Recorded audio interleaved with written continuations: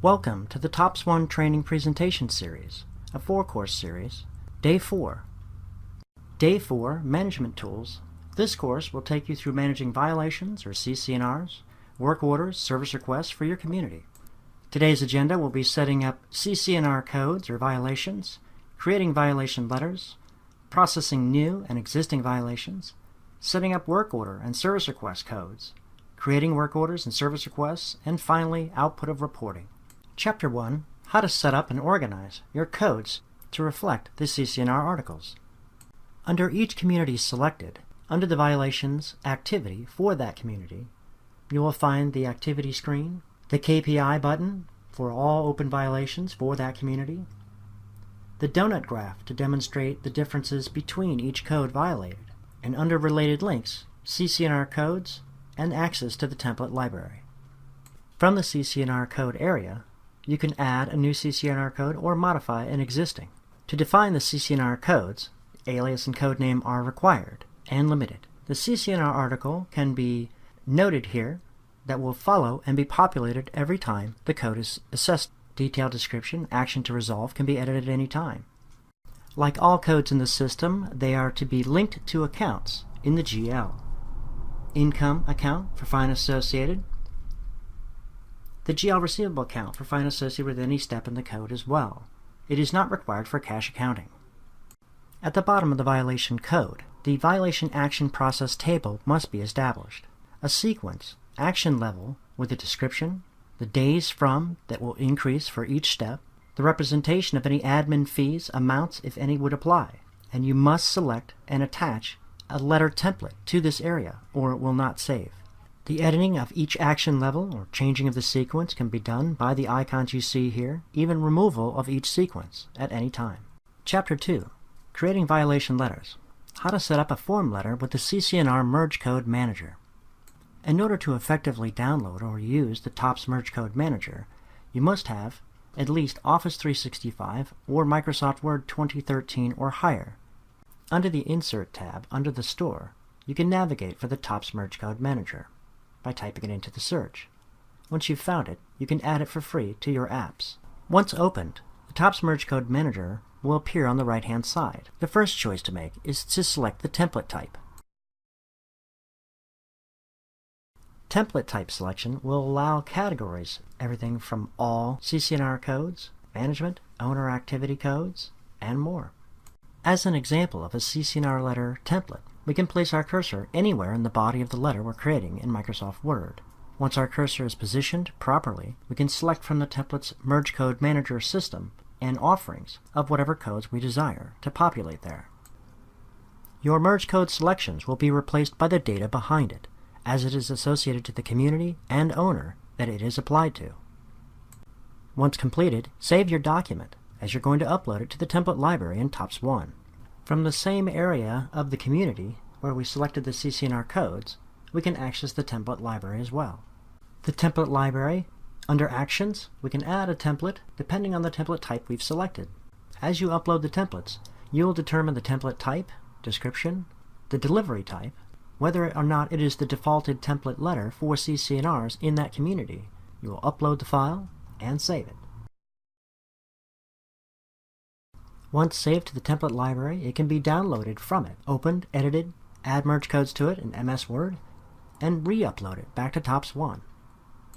Chapter 3, Processing New Existing Violations. Processing a violation will actually force the system to perform the action steps created in the action table for that particular CC&R violation code. Navigation to add a violation can be accomplished in many ways, from the Violations menu under Actions, selected property under Actions, or directly from the property card as well. When adding a violation record, the Violations activity screen will allow you to select the particular owner, add a creation date, select the CC&R code, which will then default and populate the article copied from code or entered manually, the detailed description, and the action to resolve. You can also use the attachment gallery to select files to add photographs or pictures to that violation to substantiate. The completed violation can then be viewed before saving, allowing us to change owners, details, even different attachments. And special note, an image can be added to the violation letters by using the CC&R code, the Merge Code Manager. When the violation is assessed to an owner, we can print the letters and even take the next action. As we can see, the first action has been taken, where we can view and print the letter associated to it. We then see the indication to take the action that it follows. If we choose to do so, it will be manually. The system will not initiate automatically. If we take the next action, any fines associated will post automatically. Actions that can be taken after you input a violation can be edit, adding a comment, assigning a task, closing the violation, or of course under reporting, the CC&R report options available from the main menu, reports, and standard reports.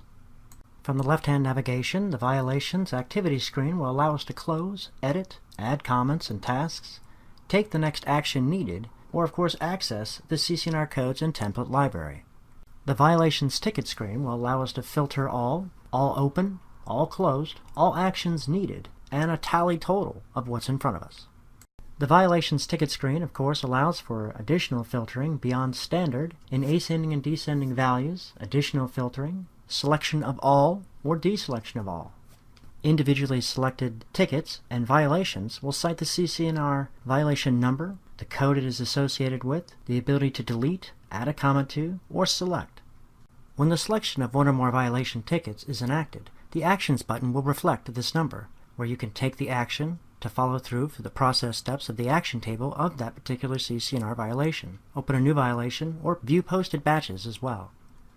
Accruing the violation batch will allow a review where we can edit the information before posting. Printing batch letters from your notifications that will notify you when your documents are available to be printed. Selecting the particular violation ticket posted batch will allow for printing. Once the violation batch has been posted, you can go ahead and print that based on community and sorting preferences.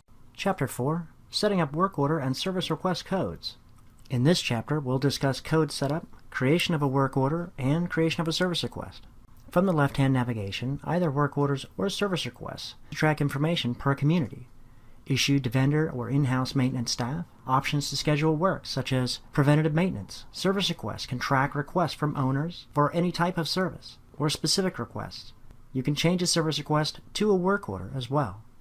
From the left-hand navigation, selection of work order or service request will allow you navigation to that particular code type area.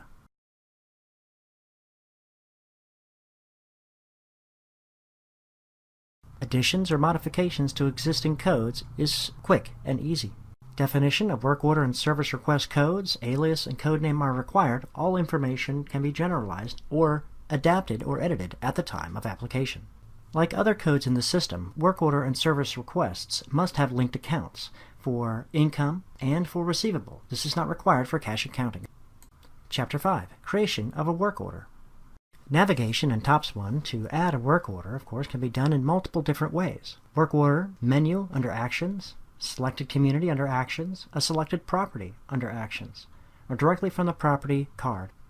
Substantiation of the work order screen to add a work order to a specific selected community or homeowner, the function, the creation date, the selection of scheduling. Notice it can be a recurring work order. Selection of the work order code. You can enter optional target dates, add approved by from the list of TOPS users, add issued to from the vendors or TOPS users, and select the files to add pictures, scan materials to the work order. Viewing work orders from the activity lists when selected from the left-hand navigation. When the work order is created, there are several actions from the Actions button available at that point to edit the work order, print, email to the vendor, if they have an email current and valid assigned in the system, add a comment or task that will show on the community homepage of the assigned user in TOPS 1, or simply close the work order. Once the work order is generated, it can be edited, as we can see the details, the approval, issued to, comments and tasks associated to it, attachments from the attachment gallery, as well as the Google Map plugin. Once completed, the work order can then be downloaded and printed. Selection of the work order, and under Actions, we can select to email to the vendor. The vendor will receive an email with a hyperlinked URL, allowing for navigation to the work order to be printed. At that point, the work order can have comments added to it or even add a task. You have the ability to close a work order from the activity feed, as you see in the middle. From the work order's ticket screen, you can filter all open, closed, past due, as well as what is accumulated on the screen in total. Order ticket screen in TOPS 1 allows for additional filtering. Chapter 6. Creation of a service request. In TOPS 1, service requests can be initiated by any owner of any property for any type of service. We can set up the codes that are added as work codes. Screens are very similar to adding a work code and can be changed or upgraded to a work order at any point in time. Adding a service request is very similar, of course, to the work order screen itself. The functionality can simply be toggled between the two. Entering a start date, selecting the service request code, entering the description, actions to take, or adding selected files or pictures. Before printing, the service request can be edited. We can create a work order from the service request or add comments and tasks, even close the request. Chapter 7. Work Order Reporting. From the left-hand navigation, under Reports and Standard Reports, under Management, the Work Orders report is populated. We can also schedule the work order reports to automatically email to board members or maintenance personnel for a reoccurrence that can be set a frequency of once all the way to yearly, designating the permitted days, start date, start time and end times, format, and recipient by email to receive.